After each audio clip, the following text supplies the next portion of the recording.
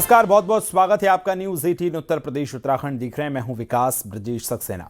बुलंदशहर में बड़ा सड़क हादसा हुआ है जहां ट्रक ने बाइक सवारों को रौंदा है। 5 की मौत हुई है। पति पत्नी और 3 बच्चों की मौत हो गई है। हादसे के बाद ट्रक समेत ड्राइवर फरार हो गया है। थाना देहात कोतवाली क्षेत्र के नेशनल हाईवे 34 की बताई जा रही है जहां बंसौली कट के पास ये पूरा हादसा हुआ है। ये बड़ी खबर हम आपको बता रहे हैं। बुलंदशहर के पास सड़क हादसा हुआ, 5 लोगों की मौत इस हादसे में हो गई।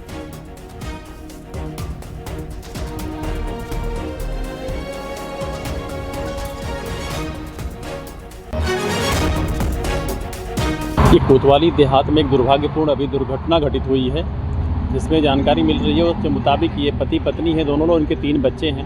इनकी दुर्घटना में मौत हो गई है। इनको तत्काल यहाँ से अस्पताल भेजने की कोशिश की गई थी, लेकिन वहाँ पे ब्रॉड डेड आए, यहाँ मोर्चरी पहुँचा दिया गया है। अभी जानकारी मिली थी ये धमेड़ा कीरत के रहने वाले उत्तम सिंह हैं और उनकी पत्नी उर्मिला थी और 3 बच्चे थे। ये किसी से मोटरसाइकिल मांग करके खुर्जा गए थे कि अभी मैं तुरंत लेकर के लौट रहा हूँ वहाँ से, और ये लौट रहे थे। इनका मोटरसाइकिल का अगला हिस्सा काफ़ी टूटा हुआ है। वहाँ एक हरियाणा नंबर की ट्रक की भी नंबर प्लेट पड़ी हुई है, जिसके आधार पर गाड़ी का हम लोग पता करा रहे हैं और उसको हम पकड़वा लेंगे शीघ्र ही। लेकिन बड़ी घटना हो गई है जहाँ पे यहाँ पे 5 लोगों की दुखद मृत्यु हो गई है। बुलंदशहर जनपद के थाना कोतवाली देहात क्षेत्र में नेशनल हाईवे 34 पर भासौली कट के पास तेज रफ्तार ट्रक ने बाइक सवार दंपत्ति को रौंद दिया, जिसमें बाइक पर सवार पति पत्नी और 3 बच्चों की मौके पर ही दर्दनाक मौत हो गई है। आप मेरे पीछे देख सकते हैं, यही नेशनल हाईवे 34 पर भासौली कट के पास ये सड़क हादसा हुआ था, जिसमें पति पत्नी समेत 3 बच्चों की मौके पर ही दर्दनाक मौत हो गई। बताया जा रहा है कि खुर्जा से ये अपने गांव कोतवाली नगर क्षेत्र के धमेड़ा जा रहे थे। उसी दौरान ये नेशनल हाईवे 34 पर दर्दनाक हादसा हो गया। सूचना के बाद मौके पर पहुंची स्थानीय पुलिस ने सबको कब्जे में लेकर पोस्टमार्टम के लिए भेज दिया है। फिलहाल पोस्टमार्टम की कार्रवाई की जा रही है और फरार ट्रक और उसके चालक को खोजने में पुलिस जुटी है। गाजियाबाद में पेंट फैक्ट्री के बाहर आग लगी है। बाहर रखे खाली ड्रमों में आग लगी है। फायर ब्रिगेड की 4 गाड़ियों ने आग मौके पर पहुंचकर आग पर काबू पाया है। सीएफओ राहुल पाल के मुताबिक फैक्ट्री बंद थी। फैक्ट्री के बाहर खाली पड़े ड्रमों में आग लगी है। आग केमिकल के ड्रमों तक पहुंच गई थी। घटना मीरठ रोड पर दुहाई स्टेशन के पास मैनापुर मोर्टा के पास की घटना बताई जा रही है।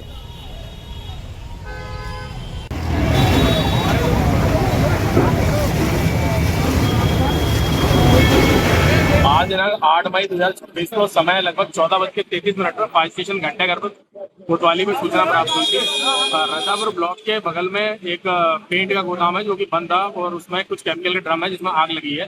तत्काल फायर स्टेशन घंटाघर कोतवाली से 4 गाड़ियां, साथ ही वैशाली से 2 वाटर बाउजर 14,000 केएल और 22,000 केएल के घटनास्थल भेजे गए। यहाँ आके देखा तो ड्रम में केमिकल लीकेज होने के कारण आग काफी तेजी से बढ़ गई थी, जिसको फॉर्म टेंडर की सहायता से लगातार फॉर्म की पंपिंग करके आग को काबू कर लिया गया है।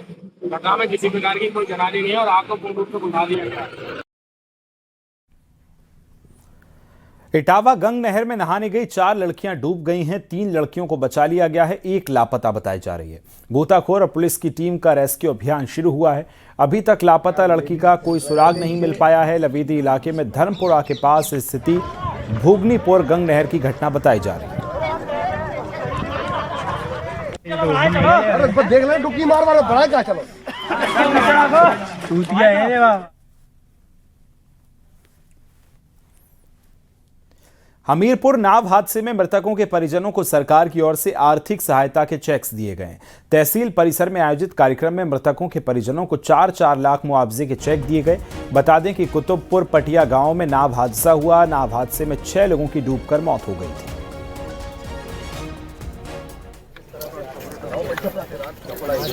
हमीरपुर नाव हादसे में देखिए मुआवजा दिया गया है। साथ ही आपको बताएं 4-4 लाख के मुआवजे का ऐलान किया गया। मृतकों को यह मुआवजा दिया गया है। तस्वीरें आप देख रहे हैं। उत्तर प्रदेश की 8:30 बजे कुतुबपुर पटिया ग्राम में नाव के डूबने से 6 लोगों की मृत्यु हुई थी, जिसमें 4 सदर तहसील के लोग थे और 2 घाटमपुर के लोग थे। उन्हें एसडीआरएफ एनडीआरएफ की मदद से हम लोगों ने कल निकलवा कर उनका पोस्टमार्टम कराने के बाद अंतिम संस्कार कराया गया और प्रत्येक मृतक के जो घर वाले हैं उनके खाते में 4-4 लाख रुपया दैवीय आपदा के तहत कल रात में धनराशि दैवीय आपदा के तहत प्रेषित की जा चुकी है। और आज माननीय विधायक जी और माननीय कुलदीप प्रसाद चेयरमैन वीरपुर के हाथों से उनके परिजनों को हम लोग डेमो चेक दे रहे हैं। बस्ती से मानवता को शर्मसार कर देने वाली खबर सामने आई। 6 साल की नाबालिग बच्ची से रेप का मामला सामने आया। 2 युवकों पर रेप का आरोप लगा है। बाल्टगंज थाना क्षेत्र में एक गांव में बच्ची शौच के लिए बाहर निकली थी, तभी 2 युवकों ने बच्ची को पास बुलाने के लिए चॉकलेट का लालच दिया। बच्ची के चॉकलेट ना लेने पर युवकों ने बच्ची को खींचा और वारदात को अंजाम दिया है। परिजन की शिकायत पर पुलिस ने मुकदमा दर्ज कर दोनों आरोपियों को गिरफ्तार कर जेल भेज दिया है। कि एक बालिका के साथ 2 युवकों द्वारा गलत काम करने की कोशिश की गई।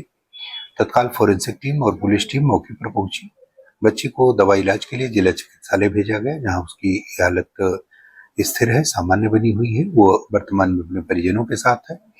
हॉस्पिटल से उसे डिस्चार्ज कर दिया गया है। इस संबंध में दीपक और सौरभ नाम के 2 युवकों पर आरोप लगा था। पुलिस द्वारा तत्काल उनको हिरासत में लिया गया।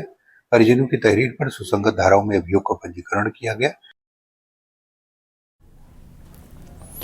खबर ग्रेटर नोएडा से है, जहां शादी के 3 महीने बाद 20 साल की मोनिका की संदिग्ध परिस्थितियों में मौत हो गई। परिजन ने ससुराल पक्ष पर हत्या का आरोप लगाते हुए कहा कि प्रॉपर्टी विवाद के चलते मोनिका को प्रताड़ित किया जा रहा था। मृतका की मां के मुताबिक मोनिका के फोन कर बताया गया था कि पति, सास, ससुर और देवर समेत अन्य लोग उसके साथ मारपीट कर रहे हैं। मोनिका ने 3 महीने पहले अनुज चौहान से कोर्ट मैरिज की थी, जिसके बाद उसे मानसिक रूप से परेशान किए जाने का भी आरोप था। दादरी थाना पुलिस ने परिजन की शिकायत पर एफआईआर दर्ज कर मामले की जांच शुरू की है और ससुराल पक्ष से पूछताछ भी की जा रही है।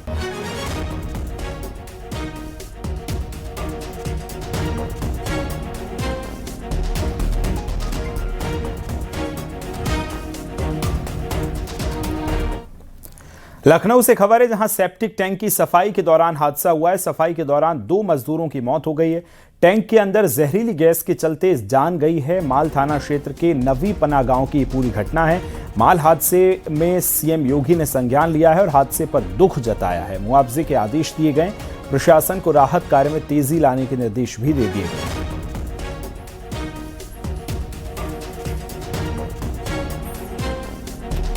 सेप्टिक टैंक की सफाई के दौरान ये देखिए पूरा हादसा हुआ है और इस दौरान जहरीली गैस इसके अंदर थी, जिसकी वजह से 2 मजदूरों की मौत हुई। हालांकि इस हादसे को लेकर मुख्यमंत्री योगी ने इस हादसे पर संज्ञान लिया है और हादसे पर दुख जताया और साथ ही मृतकों के परिजनों को मुआवजा देने के लिए भी कह दिया गया है। टैंक के अंदर जहरीली गैस के चलते मजदूरों की जान चली गई है। ये बड़ी खबर, बड़ी जानकारी आप तक पहुंचा रहे हैं। तस्वीरें आप देख रहे हैं। सीधे चलेंगे, सहयोगी ऋषभ मणि हमारे साथ जुड़ गए। ऋषभ मणि, मजदूरों की यहाँ मौत हुई थी, मुख्यमंत्री ने संज्ञान लिया है, क्या अधिक जानकारी? देखिए, माल थाना क्षेत्र में नवीपना गांव की यह घटना। मयंक सिंह के घर में सेप्टिक टैंक की सफाई का काम चल रहा था। गांव का ही रहने वाला मजदूर रिंकू है जो टैंक की सफाई करने के लिए उतरा था। काफी देर तक जब अंदर से कोई आवाज हलचल नहीं हुई तो गांव का ही दूसरा मजदूर राजेश उसे देखने के लिए टैंक में उतर गया और कुछ देर बाद दोनों की ओर से कोई प्रतिक्रिया नहीं मिली। ग्रामीणों ने तुरंत पुलिस को कॉल किया है। पुलिस मौके पर पहुंची है। ग्रामीणों की मदद से पुलिस ने दोनों मजदूरों को बाहर निकाला और दोनों को पास के अस्पताल में ले गए, जहां डॉक्टर ने दोनों को मृत घोषित किया है। माना जा रहा है कि टैंक के अंदर जहरीली गैस की वजह से दोनों की मौत हुई होगी। हालांकि पोस्टमार्टम रिपोर्ट से ही एक्यूरेट वजह मौत की है वो साफ हो पाएगी। सीएम योगी ने भी इस पूरी घटना पर दुख जताया है और मुआवजे के भी आदेश दिए हैं। सीनियर अफसरों को भी मौके पर पहुंचने के आदेश दिए हैं और जो परिवार है उनके प्रति सांत्वना भी व्यक्त। बहुत शुक्रिया ऋषभ मणि तमाम जानकारी साझा करने के लिए। हापुड़ में हिस्ट्री शीटर राशिद की चाकू से गोदकर हत्या मामले में फरार चल रहे 3 आरोपियों को पुलिस ने गिरफ्तार कर लिया है। गिरफ्तार आरोपियों ने अलीनगर के रहने वाले हिस्ट्री शीटर राशिद की पुरानी रंजिश में चाकुओं से गोदकर हत्या कर दी थी। घटना को अंजाम देने के बाद आरोपियों के भागने का सीसीटीवी सामने आया, जिसके आधार पर पुलिस ने आरोपियों की पहचान कर गिरफ्तारी की है और मृतक हिस्ट्री शीटर राशिद पर 32 मुकदमे दर्ज हैं।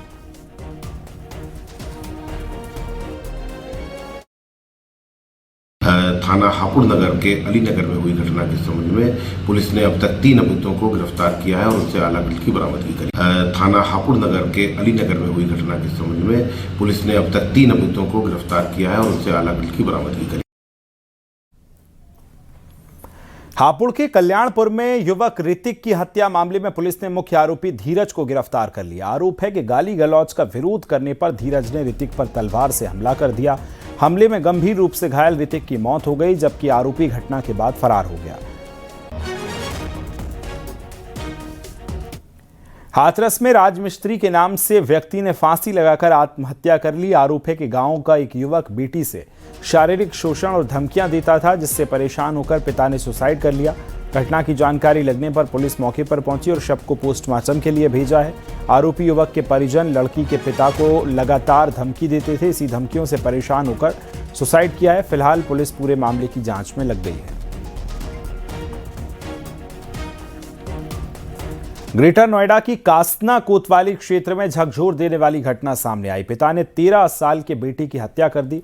पुलिस का दावा है कि हत्यारोपित पिता ने जमीन के विवाद में कुछ लोगों को फंसाने के लिए एक घटना को अंजाम दिया। मृतक की पहचान सुधांशु उर्फ समर भाटी के रूप में हुई। पुलिस के गांव के तालाब से 13 साल के बच्चे का शव बरामद हुआ है।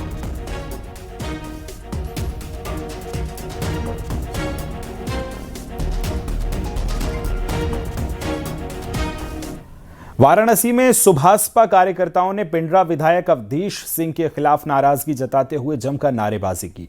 कार्यकर्ताओं का आरोप है कि विधायक के इशारे पर पार्टी नेताओं पर फर्जी मुकदमे दर्ज कराए गए हैं। सुभाषपा नेताओं ने साफ कहा कि पार्टी से कोई बैर नहीं है, लेकिन भाजपा विधायक का विरोध जारी रहेगा। देखिए, ये खास तौर पर नारा बनाया गया है पिंडरा विधायक के लिए। योगी मोदी से बैर नहीं, पिंडरा विधायक तेरी खैर नहीं। ऐसा क्यों?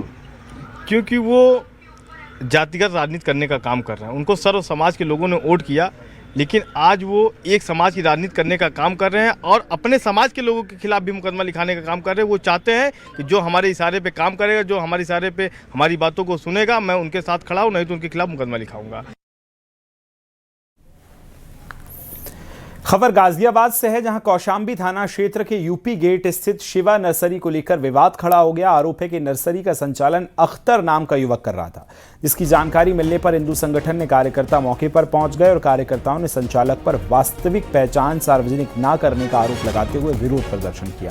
सूचना पर पहुंची पुलिस युवक को थाना कौशाम्बी ले गई, जहां पूछताछ के बाद उसे चेतावनी देकर 2 दिन का समय दिया गया। हिंदू संगठन के लोगों ने कहा कि व्यवसायिक प्रतिष्ठानों पर संचालकों का वास्तविक नाम लिखना अनिवार्य होना चाहिए।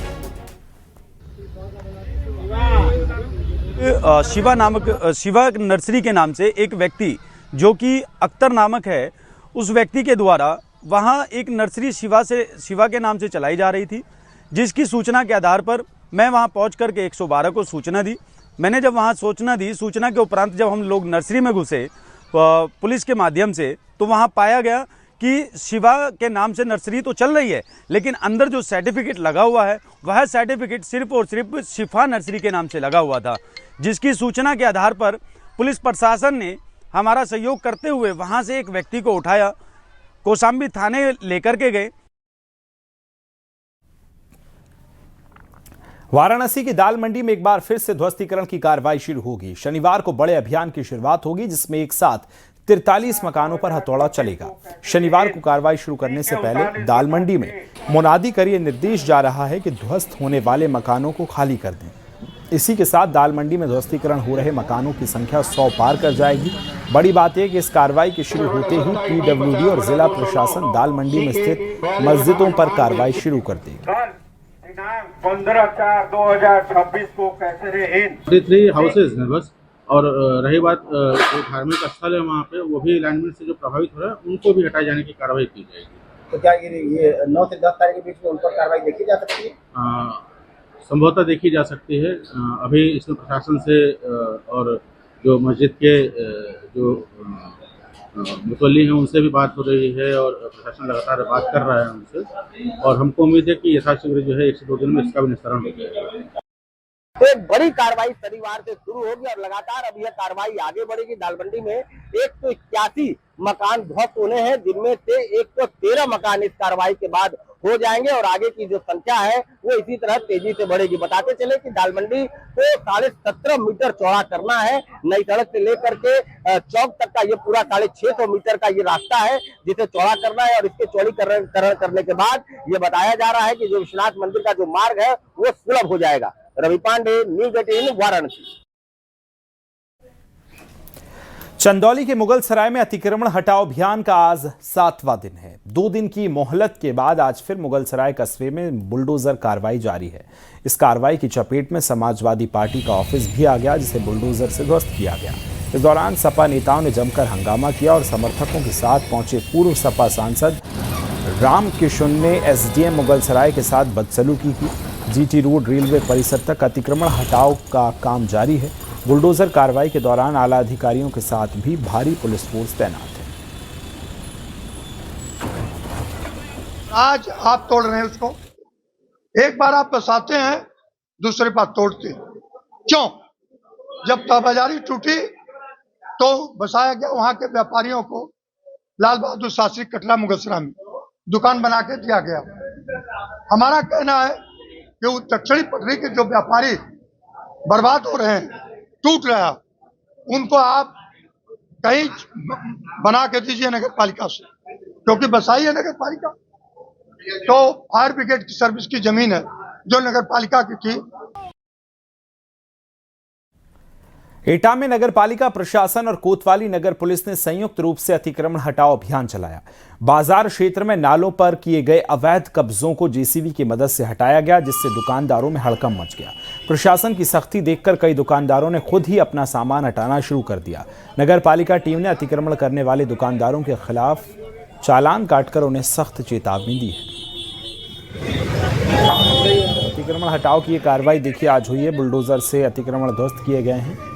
दुकानदारों के चालान भी काटे गए हैं जिन्होंने अवैध अतिक्रमण कर सड़क को घेरने की कोशिश की है।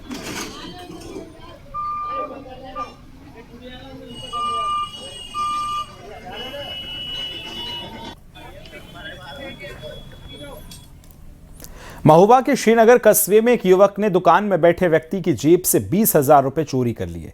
घटना श्रीनगर मार्केट की एक दुकान की है, जहां पीड़ित प्रताप सिंह यादव बैठे हुए थे। पूरी वारदात सीसीटीवी कैमरे में कैद हो गई थी। साथ ही आपको बताएं कि जिसमें आरोपी ने अपने 2 साथियों के साथ बाइक पर फरार होता दिखाई दिया। पुलिस ने शिकायत के आधार पर जांच शुरू कर दी। सीसीटीवी फुटेज और बाइक नंबर के जरिए आरोपियों की पहचान तलाश जारी है।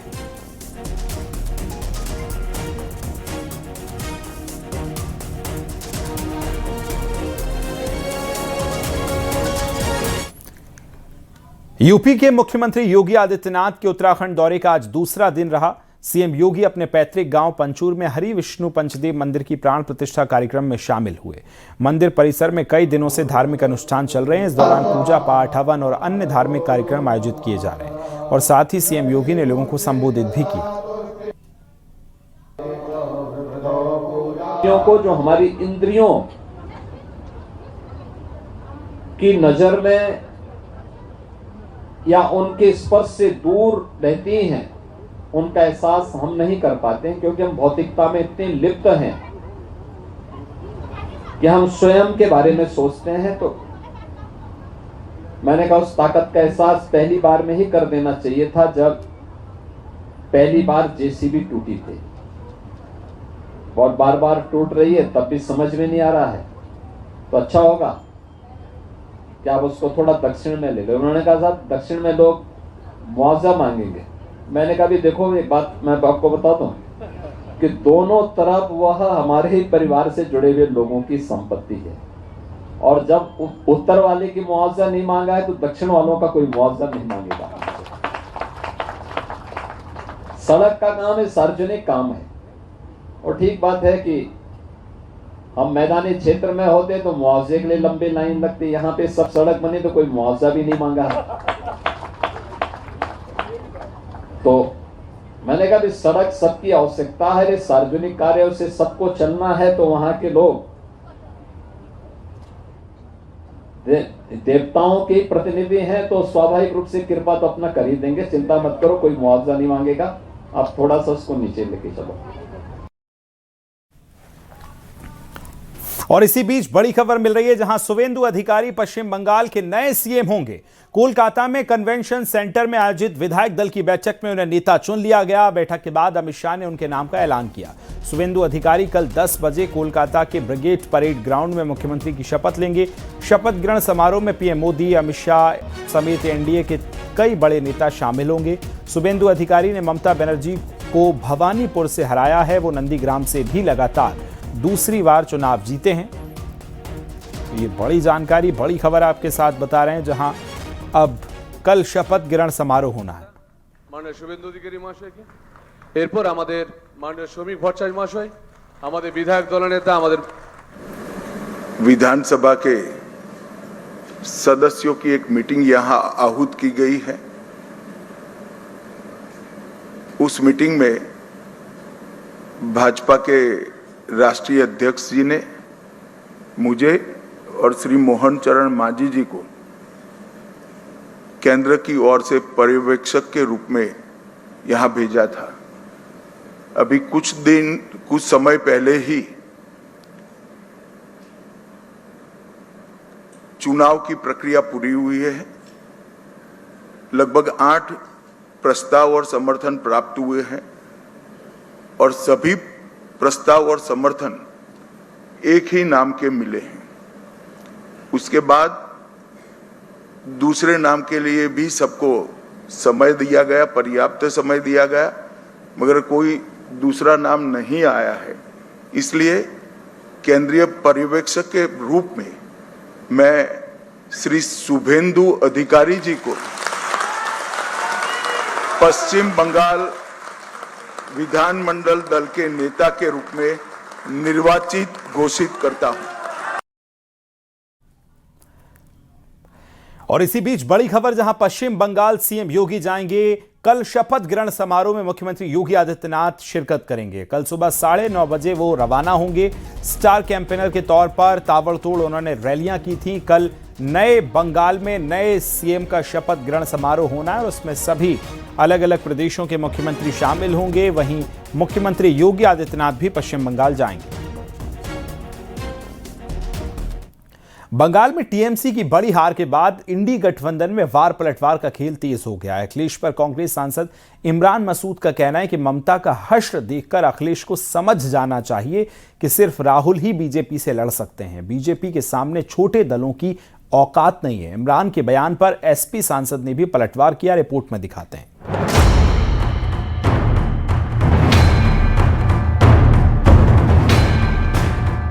तमिलनाडु बंगाल में सहयोगी दलों के साथ कांग्रेस के विश्वासघात के आरोपों पर सियासत गर्म है। अब अखिलेश की मुश्किल वक्त में साथ नहीं छोड़ने वाली पोस्ट पर कांग्रेस सांसद इमरान मसूद ने बड़ा बयान दिया है।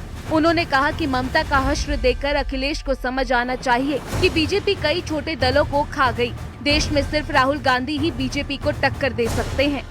शिरोमणि अकाली दल कहाँ गया? जेडीयू कहाँ गई? शिवसेना कहाँ गई?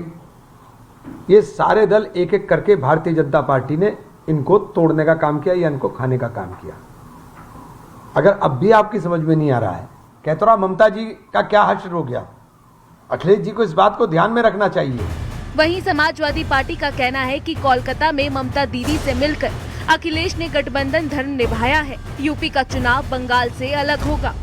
माननीय राष्ट्रीय अध्यक्ष जी इस पीड़ा को झेले हैं कि उत्तर प्रदेश के बाई इलेक्शन में किस तरीके से तांडव हुआ, अधिकारियों के द्वारा कितना तांडव किया गया, वो इस पीड़ा को भी समझते हैं। इसलिए उनके साथ खड़ा होने के लिए वहां पर गए हैं। इसका स्वागत किया जा रहा है। अलीगढ़ पहुंचे बीजेपी सांसद गुलाम अली खटाना ने कांग्रेस पर बड़ा हमला बोला। उन्होंने कहा कि कांग्रेस कंफ्यूजन का दूसरा नाम बन गई है। उन्होंने विपक्षी दलों पर जनता को गुमराह करने का आरोप लगाया। यहाँ भी कांग्रेस का है, वहाँ कंफ्यूजन है, क्योंकि कांग्रेस हाई कंफ्यूजन का नाम है और दुश्मन से खड़ा होना, के साथ खड़ा होना, न्यूसेंस खड़ी करना। और उम्मीद करते हैं कि वहाँ भी मैंडेट का। यहाँ रुक रहे हैं बहुत छोटे से ब्रेक के लिए। खबरें लगातार जारी हैं।